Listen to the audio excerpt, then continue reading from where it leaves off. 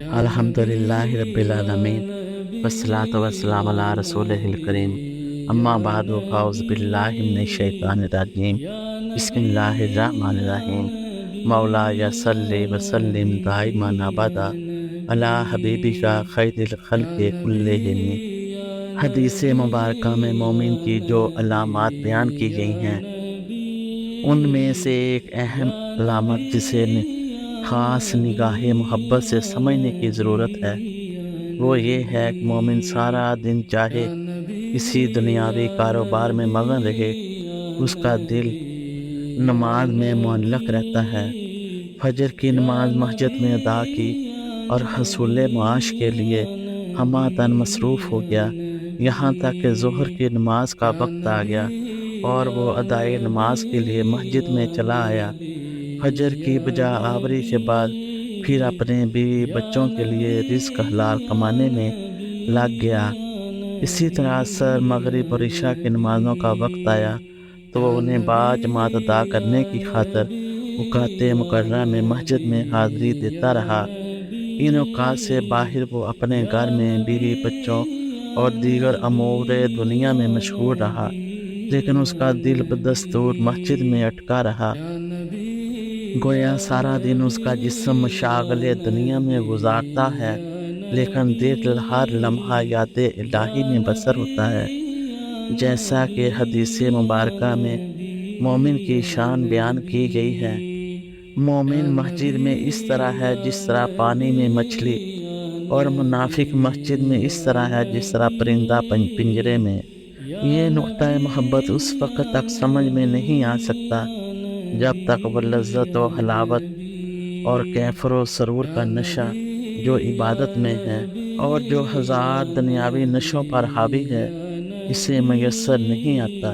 اگر عبادت کا نشہ نہ ہو تو لاکھ نمازیں پڑھتے رہو، ٹکرے مارنے کے سوا کچھ حاصل نہیں ہوگا۔ مسجد میں دل اٹکنے والی بات جو حدیث پاک میں مذکور ہے اس نشے کی طرف اشارہ کرتی ہے، جس کا مفہوم یہ ہے کہ مومن فی الحقیقت وہ ہے کہ جس کا دل مسجد سے باہر رہ کر بھی بظاہر مکروہات دنیا میں گرفتار ہونے کے باوجود اللہ کی یاد میں لذت و کیف پاتا ہے۔ مرتے دم تک مومن اسی تصور میں لذت و تسکین و دل و جان حاصل کرتا رہتا ہے یہاں تک کہ محشر بقا ہو جاتا ہے اور مولا اپنے بندے سے کہتا ہے کہ آج تجھے وہ قرب عطا کرتا ہوں جس کے لیے دنیا میں تیرا جسم گو مسجد سے باہر ہوتا تھا لیکن تیرا دل مسجد میں لگا رہتا تھا، جو میرے قرب اور میری یاد کا مرکز و محور تھی۔ آج اسی قرب کے نتیجے میں اب میں تجھے اپنا سایہ رحمت عطا کرتا ہوں۔ اللہ تبارک و تعالیٰ کا سایہ رحمت جسے مل جائے تو سب دوریاں مٹ جاتی ہیں اور بندے کو وہ لذت نصیب ہو جاتی ہے جس کے مقابلے میں وہ دنیا مافیا کی ہر چیز اسے ہیچ لگتی ہے۔ دو عالم سے کرتی ہے بیگانہ دل کو، عجب چیز ہے لذت آشنائی۔ آپ کی زندگی میں ایسے واقعات اور لمحات ضرور آئے ہوں گے جنہیں آپ گاہے بگاہے تنہائی میں دہرانا پسند کرتے ہیں۔ کسی واقعہ کو بیتے ہوئے سال ہر سال گزر گئے لیکن اس کی یاد خوشی و مسرت کے اعتبار سے آج بھی زندگی پر حاوی دکھائی دیتی ہے۔ جب بھی اس بیتے ہوئے لمحے کی یاد آتی ہے دل میں کیف و سرور سا امڑ آتا ہے اور بے اختیار اس کی طرف پلٹنے کو طبیعت چاہتی ہے۔ یہ زندگی کا دستور ہے کہ ایک بار جو کیف و سرور ملتا ہے اس کو بار بار حاصل کرنے کو دل چاہتا ہے۔ شب بیداری کی محافل بھی اپنے دامن میں وہ لمحات کیف و سرور اور مستی رکھتی ہے جب اہل اللہ کی صحبت کی وجہ سے جلوت میں خلوت مل جاتی ہے، اور پھر جب بھی تھوڑی سی فرصت میسر آتی ہے دھیان اسی ماحول کی طرف چلا جاتا ہے جس کی سرشاری قلب و باطن کو اس لذت سے آشنا کر دیتی ہے۔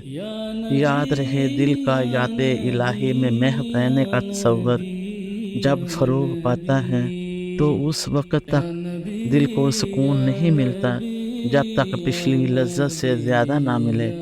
اگر لذت اتنی ہی رہے جتنی کہ پچھلی صحبت میں تھی تو وہ طبیعت بوجھل ہونے لگتی ہے، جس کو دور کرنے کے لیے اللہ کے نیکوکار اور پرہیزگار بندے استغفار کرتے ہیں، جو انہیں بلندیوں اور رفتوں سے ہمکنار کر دیتی ہے۔ نیکی کی خصوصیت یہ ہے کہ ہر آنے والا لمحہ گزرے ہوئے لمحے سے لذت و کیف محسوس کرتا ہے۔ اللہ تبارک و تعالیٰ نے قرآن پاک میں ارشاد فرمایا ہے، سن لو اللہ ہی کے ذکر سے دلوں کو اطمینان حاصل ہوتا ہے۔ اللہ تبارک و تعالیٰ سے دعا ہے کہ ہمیں عشق الہی اور عشق مصطفیٰ کو ہم اپنے دلوں میں محسوس کریں۔ جو دنیاوی نشوں کی لذتوں میں مگن ہیں، اس کو اگر حقیقی نشے کی لذت چکھا دی جائے تو وہ دنیاوی نشوں کے قریب بھی نہ جائے گا۔ اللہ تبارک و تعالیٰ ہمیں عشق مصطفیٰ اور عشق الہی کا نشہ نصیب فرمائے۔ آمین ثم آمین۔ جزاکم اللہ خیر و احسن الجزا۔